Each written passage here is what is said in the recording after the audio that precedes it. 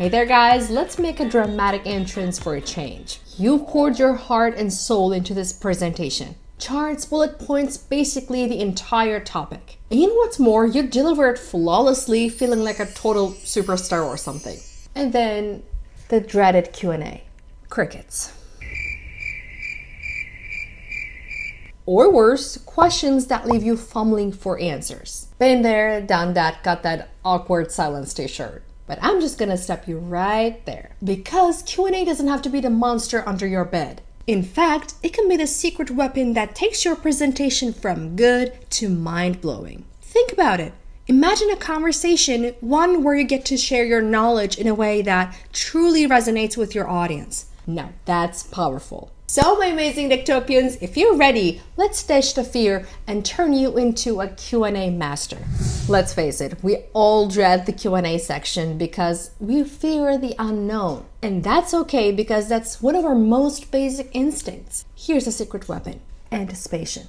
Take some time before your presentation to brainstorm potential questions your audience might have. Think about the key points you're covering, common pain points in your field, or even questions you've encountered before. And here's the twist. Don't just anticipate questions. Anticipate challenging questions. So in a way, I'm telling you to challenge yourself by preparing for the hardest question possible. This mental exercise will both boost your confidence and help you refine your presentation to address potential gaps in understanding. And plus, when a tough question does arise, you won't be scrambling for an answer. You'll be ready to showcase your expertise with poise.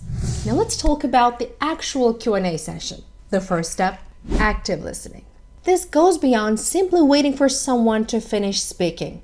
Pay close attention to their body language, gestures, facial expressions, tone of voice, and the specific wording for their question. And don't be afraid to clarify if you're unsure. So really, just a simple, can you please let me know what you mean by blah blah blah, can go a long way. And here's a pro tip. Actively listen not just to the question itself, but also to the underlying curiosity or concern behind it. This allows you to tailor your answer in a way that's truly helpful and resonates with your audience. I know, I keep coming back to this one because it's so important. Now, we've all seen it. The presenter who launches into a frantic answer before the question is even finished. Here's a really easy thing you can try. Just take a beat. A short pause after a question demonstrates your confidence and allows you to fully grasp the inquiry before diving in. Use this time to formulate a clear and concise response, ensuring you address the core issue. And this pause also serves another purpose. It gives the audience a chance to process the question themselves. It might spark additional questions or clarify any confusion. By taking a moment, you create a space for a truly collaborative dialogue.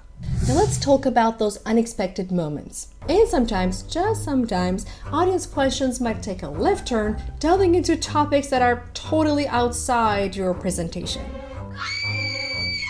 Yeah, and you know what? This actually happens a lot. I'm not telling this to scare you, but I just feel like we need to know how to act when this happens. Here's what you have to do. Whatever you do, do not panic. Acknowledge the question and explain if it falls outside the current scope.